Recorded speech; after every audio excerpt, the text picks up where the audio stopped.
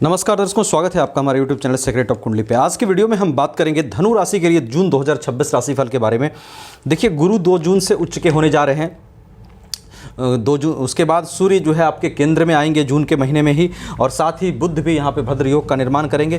इन सब बातों का क्या पॉजिटिव इफेक्ट्स आपके लिए जून के महीने में दिखाई दे रहा है, कहाँ कहाँ चेंजेस हो सकते हैं और किन बातों का आपको थोड़ा सा ध्यान रखना चाहिए जिससे बेनिफिट बेहतर मिल सके, इन सभी बातों पर डिटेल में हम चर्चा करेंगे। बहुत कम समय, वीडियो इंपॉर्टेंट रहेगी, लास्ट तक देखना। सबसे पहले देखिए, गुरु का गोचर देख लेते हैं। 2 जून से गुरु यहाँ पर आ जाएंगे 8th हाउस में।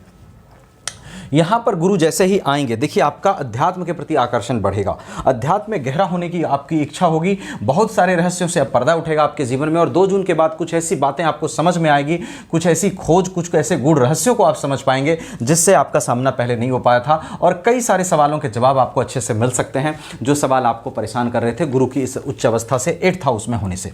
दूसरी चीज़ क्या है कि आपके धर्म के प्रति जो रुचि बढ़ेगी वो थोड़ी सी गहरी होगी, और इंटेंस जो होगा धर्म का वो आपको कहीं ना कहीं आपको ये समझाएगा कि अगर आपको प्रोग्रेस नहीं मिली है तो क्यों नहीं मिली है, अगर आपकी कोई कमी है तो वो कैसे पूरी करनी है आपको, और अगर प्रोग्रेस आगे मिलेगी तो कब तक मिलेगी, कब तक चीज़ें थोड़ी बेहतर होगी। ये सब सोचने समझने की और डिसीजन लेने की शक्ति यहाँ पर बढ़ेगी। गुरु की दृष्टि जो पड़ेगी 12th हाउस पर पड़ेगी। अगर मेडिकल एक्सपेंसेस हो रहे थे या अनाप शनाप खर्चे हो रहे थे आपके, तो वो कंट्रोल होंगे और आपका खर्च जो है, व्यय जो है, सही दिशा में मैनेज होगा। गुरु की दृष्टि आपके 2nd हाउस पर और गुरु की दृष्टि 4th हाउस पर, ये जो है धन को बेहतर करने की और पारिवारिक माहौल को बेहतर करने की कोशिश करेगी।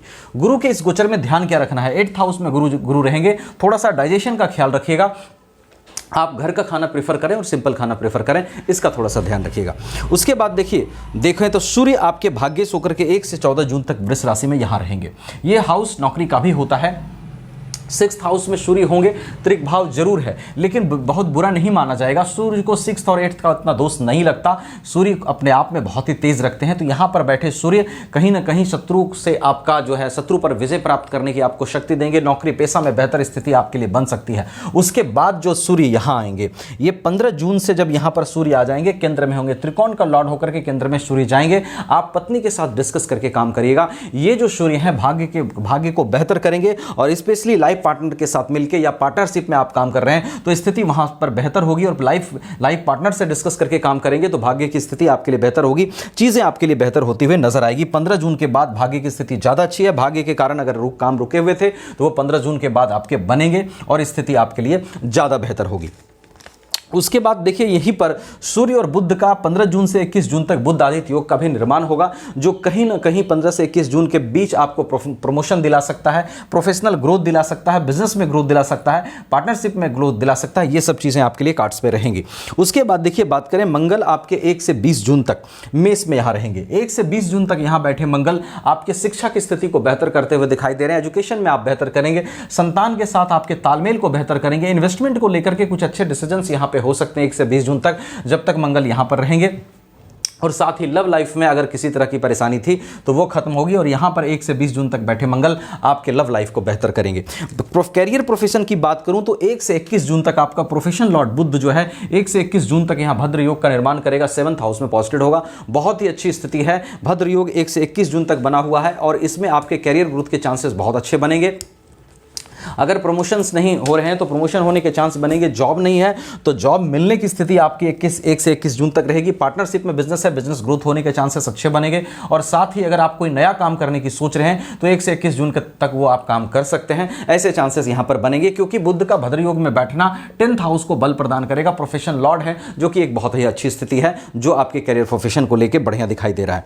अब आपको ध्यान थोड़ा सा कहां रखना है, फिर अगेन कहूंगा, कैरियर प्रोफेशन को ही लेकर के शनि आपको ढैया चला रहे हैं। शनि की ढैया में प्रॉब्लम हो रही है, और शनि यहां पर दृष्टि डाल करके काम को उस तरह से ग्रो नहीं होने दे रहे हैं। तो आप सैटर्न की रेमेडीज में मंगल हनुमान चालीसा का पाठ करिएगा, उससे मंगल भी बेहतर होगा और शनि भी बेहतर होगा। और थोड़ा आलस्य का आपको त्याग करना पड़ेगा, योगा मेडिटेशन का थोड़ा सहारा लीजिए, क्योंकि शनि की दृष्टि लग्न पर भी है, इस वक्त आपके चंद्रमा पर है, तो इस वजह से आपको थोड़ी सी लेजनेस रह सकती है। लेजनेस को ओवरकम करना है और हनुमान चालीसा का पाठ करेगा, जिससे कि आपको कैरियर प्रोफेशन में स्थिति बेहतर बन सके।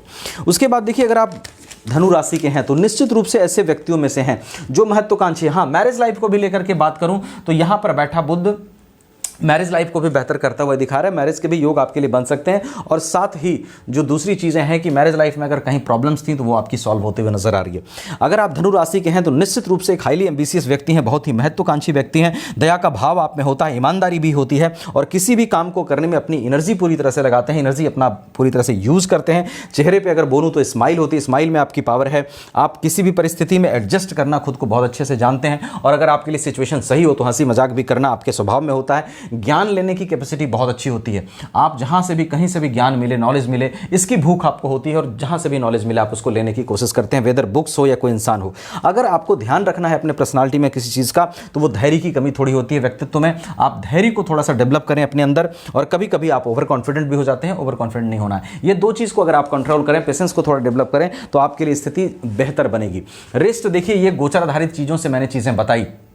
आपकी कुंडली में सभी ग्रहों की क्या पोजीशन है, महादशा किसकी चल रही है, अंतरदशा किसकी चल रही है, षड्बल में ग्रहों की क्या स्थिति है, अष्टक वर्ग की क्या स्थिति है, सभी बातों पर प्रेडिक्शन निर्भर करेगा। तो कंप्लीट इन्फॉर्मेशन के लिए अपनी चार्ट भी जरूर दिखाइएगा। अगर मुझसे दिखाना चाहे वीडियो डिस्क्रिप्शन में व्हाट्सएप नंबर मिलेगा, आप वहां व्हाट्सएप कर सकते हैं। चैनल को सब्सक्राइब करके वीडियो को लाइक शेयर करना बिल्कुल मत भूलिएगा क्योंकि मैं बहुत कम समय में एक एक चीज़ को क्लियर करने की कोशिश करता हूँ। Thank you so much.